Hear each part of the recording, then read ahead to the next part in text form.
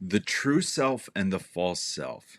These are ideas that come to us not only from modern psychology, people such as Carl Jung, but also monastic figures, people such as Thomas Merton and Thomas Keating. Many people have noticed this phenomenon of the true self and the false self from within the Christian tradition, and sometimes they're talked about in different words. There's a different vocabulary, but the idea is still the same. So in order to do this, I've connected my iPad. All you have to do is sit back and watch and just enjoy, because we're going to make some dynamic drawings, hopefully, that will be easy to understand. So let's do this. Let's draw out these ideas. Everyone on planet Earth has a self. Let's write it.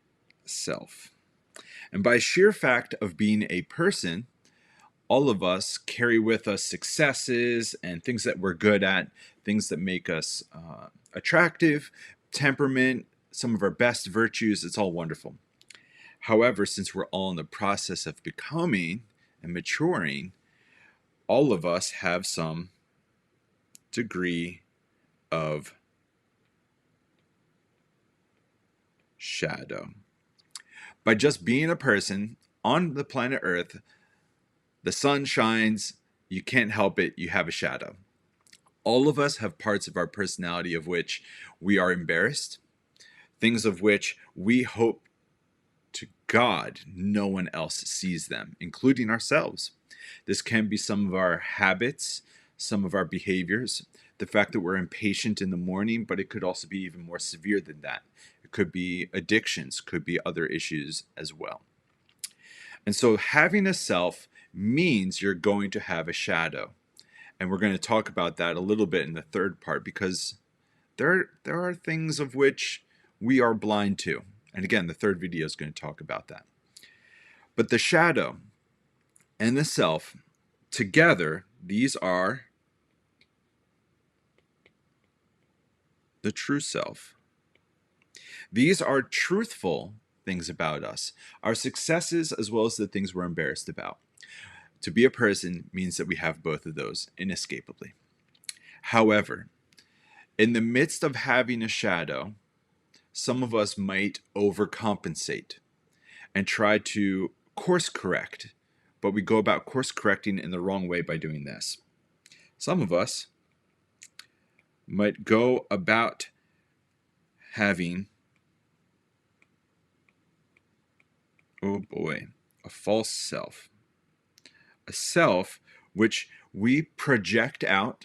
This is the version of us that we think is the most likable, lovable, acceptable, all of these things.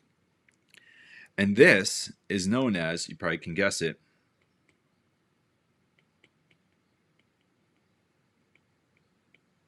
the false self. Now, the false self is, as I said before, it's the way that we overcompensate for our own shadow. The things that we're embarrassed by, we then project out a version of us that doesn't have any of that shadow material. The problem is, some of us relate to other people through that. Okay? And here's another person. Let's draw the leg a little bit further. Who also has a shadow. They have a self. They have a shadow. But they don't feel this compulsory need to hide it. And as a result, they see right through that false self. They're not impressed by it. They know that game. They gave up that game. And so, as a result, their true self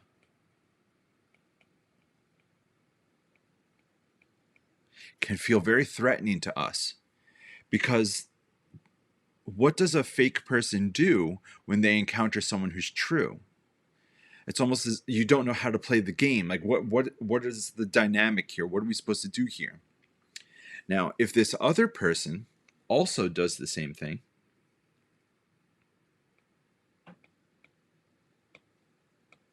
let's say they project out a false self,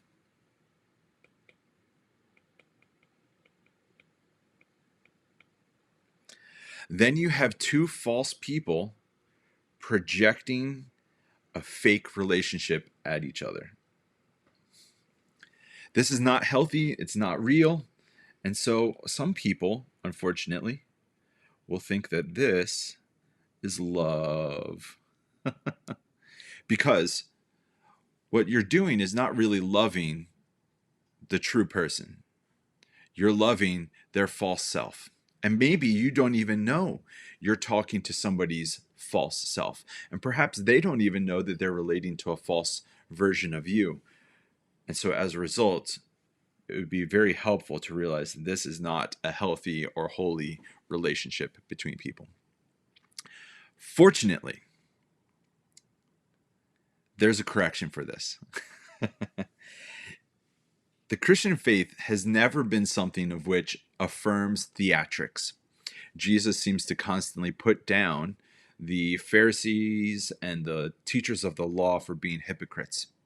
Hypocrites is a theatrical term, which means to speak from beneath a mask, means there's a fake persona. The word persona actually means mask.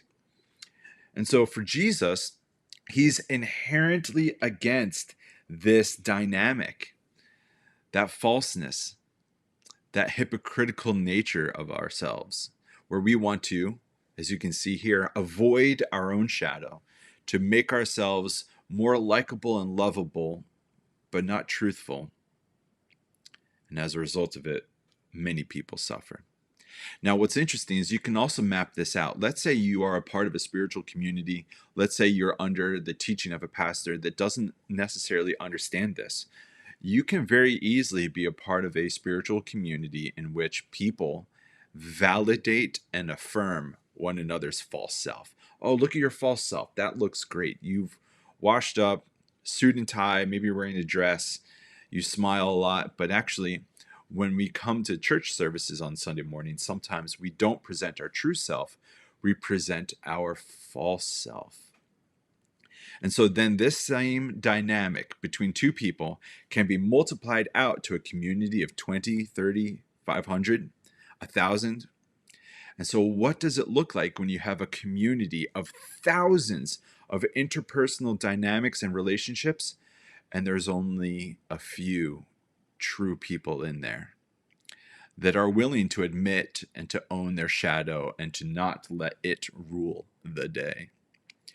Now, one thing to pay attention to is we know that we are still operating out of a false self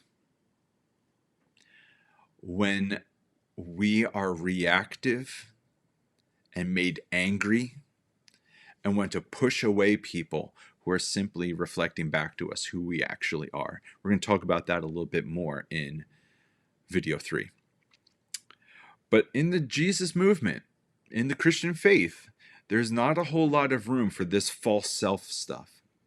In fact, grace is one of the things that grants us the courage to give up this false self so that we can become who we truthfully are. So let's do that. The Christian faith is meant to help us eliminate that whole dynamic. Because what's on the other side, if we can actually learn to become our true selves, if we can actually do that, what we have then is real love, true community, because it's not based on a fabrication. We're talking true person to true person. And what's very, very interesting is that Jesus never seemed to present a false self ever. And that's what made him at the same time attractive to other people and terribly threatening to others. To some who are already starting to put down their false self, they're, oh, it's possible you can live in freedom like that. But to other people who still wanted to protect hypocritical natures, that still want to protect their ego, that still want to protect their false self, Jesus is terribly intimidating. So for you, this means for you to live as your true self might do the same thing. It might be incredibly attractive to some people that want to have a conversation of vulnerability and honesty, but it could also equally be terrifying, intimidating to the people that are still building up their false self, that still believe in their false self, that don't even acknowledge their own shadow stuff because they've got their defense mechanisms up rather high. We're going to talk about defense mechanisms in another future video. So keep this all in mind. I hope this was a helpful drawing. Let's go back to the slides.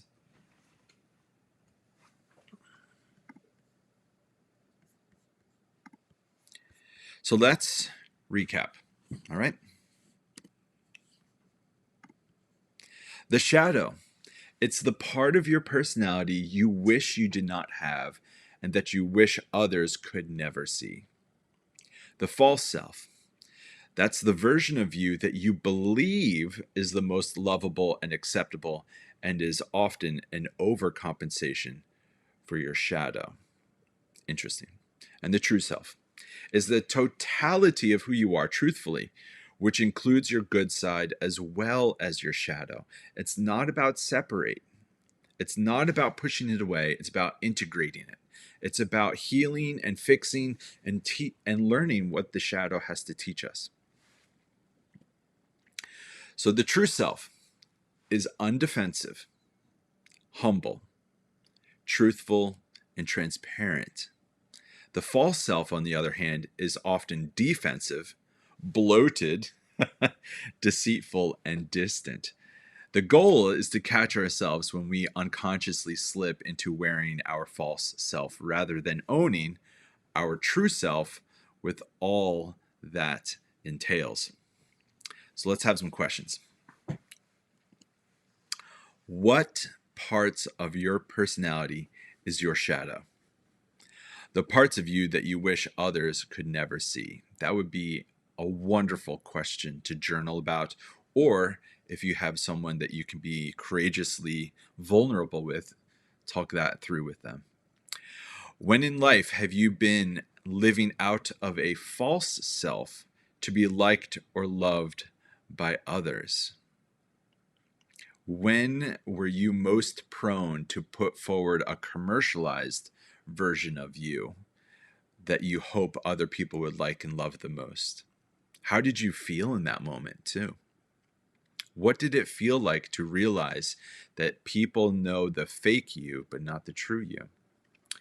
And when in life did you feel most free to be your true self? Hopefully you've had experiences of unconditional love from parents or friends or family that helped you to feel free to just be you with all your shadow, with all your warts and wrinkles and scars and freckles and pimples and all that. Unconditional love is actually an incredibly liberating thing, especially on this journey of becoming you. Not only do we need the unconditional of others, but we need the unconditional love of ourselves to be on our own good side, to be our own cheerleader when we need to, and also to realize that for God, there is nothing but unconditional love for us, even with our shadow. So, this was the true self and the false self.